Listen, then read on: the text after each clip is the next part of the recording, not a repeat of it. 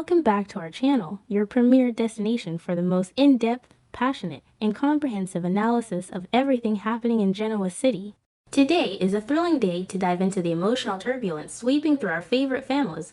Grab a comfortable seat and your favorite beverage, because the drama we are about to unpack is nothing short of breathtaking. Let us jump right in. The Newman family is currently facing a crisis of unprecedented proportions, one that threatens to tear the very fabric of their legacy apart. Nick Newman, a man who has historically stood as a pillar of strength and moral fortitude within the community, is currently spiraling down a terrifying path of self-destruction. His harrowing battle with fentanyl addiction has completely stripped him of his former identity, leaving behind a desperate, broken man who is entirely unrecognizable to those who love him the most.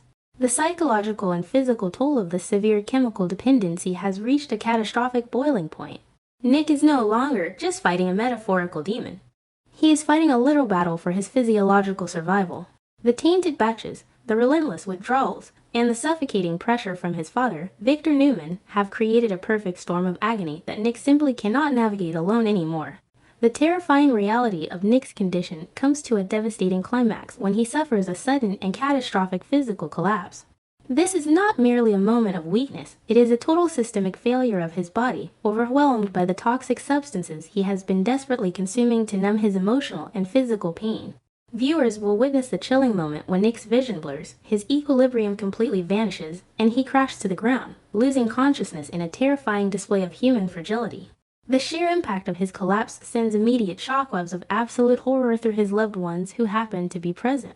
Seeing the usually robust and resilient Nick Newman lying motionless and unresponsive on the floor is a visual representation of how deeply the addiction has ravaged his system, transforming a proud father and businessman into a tragic victim of a merciless narcotic. Sharon Newman, a woman whose history with Nick is deeply intertwined with decades of profound love, shared trauma, and unwavering loyalty, is the first to rush to his side. The panic that grips Sharon in this agonizing moment is palpable and deeply heartbreaking. She has survived the psychological torture of Matt Clark. She has battled her own severe mental health crises. But nothing could possibly prepare her for the visceral terror of watching the father of her children hovering on the razor-thin edge between life and death. As she falls to her knees, desperately trying to rouse him, Sharon's mind is undoubtedly flooded with a montage of their shared history, the beautiful moments of raising Noah, Summer, and Faith, juxtaposed against the dark, creeping reality that this addiction might actually succeed in stealing Nick away from them forever. Her frantic pleas for him to wake up underscore the profound emotional stakes of this storyline. This horrifying medical emergency serves as the ultimate, undeniable wake-up call for the entire Newman family. The illusion that Nick can somehow manage this crisis on his own, or that outpatient meetings will suffice to cure a raging fentanyl addiction, is instantly shattered. It becomes painfully clear to Sharon, Victor, Nikki, and Adam that Nick requires immediate, intensive, and professional medical intervention. The conversation rapidly shifts from gentle encouragement to the absolute necessity of a lockdown rehabilitation facility. Nick needs a place where he can be safely detoxed under strict medical supervision, far removed from the dangerous temptations of Genoa City and the manipulative reach of dealers and enemies alike. The family must now unite, putting aside their endless corporate squabbles and historical resentments to force Nick into a comprehensive treatment program, understanding that his very survival depends entirely on their swift and uncompromising action. Meanwhile, across town at the sprawling Abbott mansion, a different but equally terrifying crisis is rapidly unfolding. Kyle Abbott is currently consumed by a growing, suffocating sense of panic regarding the sudden and inexplicable disappearance of his mother, Diane Jenkins Abbott. Diane has not been seen at the Abbott offices for 2 consecutive days, and far more alarmingly, she has not slept in her own bed. For a woman who has fought so incredibly hard to re-establish her place in Genoa City, to reclaim her career, and to solidify her marriage to Jack Abbott, this sudden vanishing act is entirely out of character. Kyle, who has spent years defending his mother against her numerous detractors, feels a cold dread settling in his stomach as he walks through the silent, empty halls of the mansion. Realizing that something is terribly, fundamentally wrong. Unable to bear the agonizing silence any longer, Kyle immediately alerts his father, Jack Abbott, to the alarming situation. The confrontation between father and son is fraught with intense anxiety and a desperate need for answers. Kyle's protective instincts are in full overdrive as he demands to know if Jack has any idea where Diane could possibly be. The brainstorming session that follows is a dark journey into the paranoia that currently infects the Abbott family. They begin to analyze the most terrifying possibilities, drawing upon the long, violent history of their enemies. Could Victor Newman, in his endless quest for vengeance and dominance, have orchestrated a kidnapping to punish Jack? Or, even more frighteningly, has the deeply unstable Patty Williams, who has recently resurfaced with her signature brand of chaotic, obsessive malice, finally snapped and done something unthinkable to the woman who currently holds Jack's heart? However, the truth behind Diane's sudden disappearance is rooted in a deeply personal, psychological torment rather than a physical kidnapping. Diane is currently hiding away, voluntarily isolating herself because she is trapped in a suffocating spiral of emotional despair. Her fragile psyche has been profoundly shattered by a recent, incredibly vivid, and horrifying nightmare. In this agonizing dream, Diane was forced to witness her absolute worst fears materialize, Jack abandoning her to pursue a twisted, romantic relationship with Patty Williams. The nightmare did not stop there. It featured Patty gleefully revealing that she had not miscarried Jack's child decades ago, and the two of them moving into the Abbott mansion to play out a grotesque parody of a happy family, effectively erasing Diane from existence. The visceral terror of this dream has left Diane emotionally paralyzed, unable to face the waking world. Compounding this psychological torture is a tragic and heartbreaking miscommunication between Diane and the man she loves. Before retreating into her self-imposed exile, Diane had managed to muster the courage to leave a deeply vulnerable voicemail for Jack.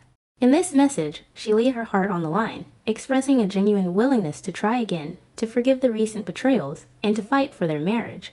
She poured her soul into that recording, waiting desperately for Jack to reach out, to validate her feelings, and to pull her back from the emotional brink. But the response she received was nothing but a deafening, agonizing silence. In Diane's traumatized and insecure state of mind, she has interpreted Jack's lack of response as a definitive, cruel rejection, convincing herself that he has truly given up on their love and perhaps even moved on with Patty. The heartbreaking reality, of course, is that Jack Abbott is entirely innocent of this perceived rejection. Amidst the chaos of his corporate battles, his tense dealings with Victor, and his misguided attempts to navigate Patty's erratic behavior, Jack simply missed the voicemail. He has been operating under the assumption that Diane was still furious with him, completely unaware that she had extended a fragile olive branch. When Jack finally discovers the missed message, the realization of his monumental error will undoubtedly hit him like a physical blow.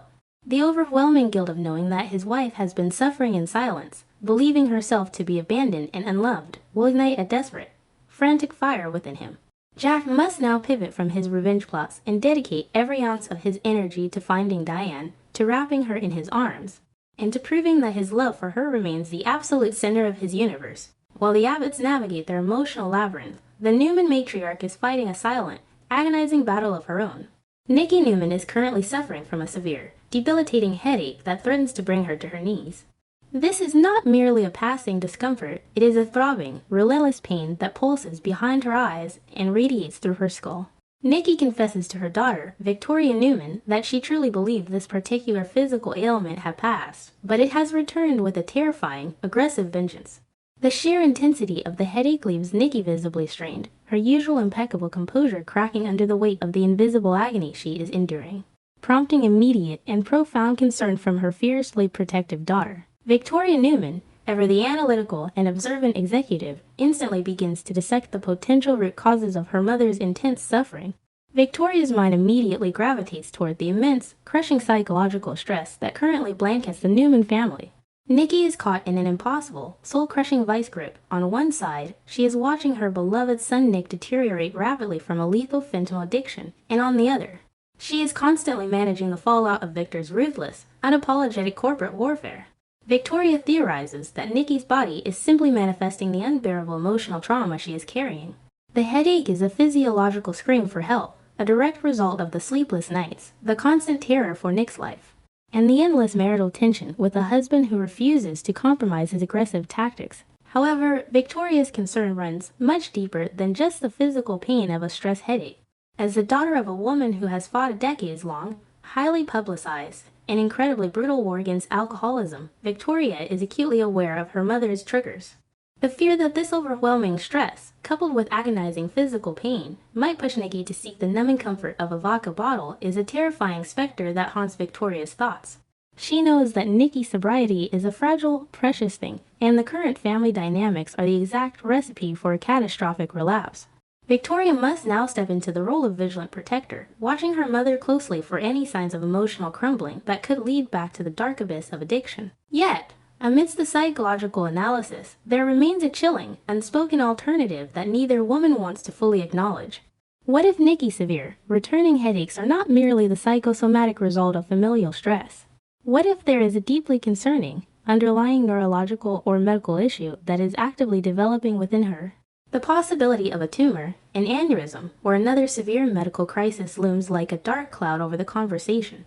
If Nikki's condition continues to worsen, the Newman family might find themselves fighting a war on a completely new, terrifying medical front. As Nick fights for his life against the grip of narcotics, and Diane fights for her sanity in the shadows, Nikki's physical suffering adds yet another layer of profound, breathtaking drama to the ever-evolving, deeply emotional tapestry of Genoa City.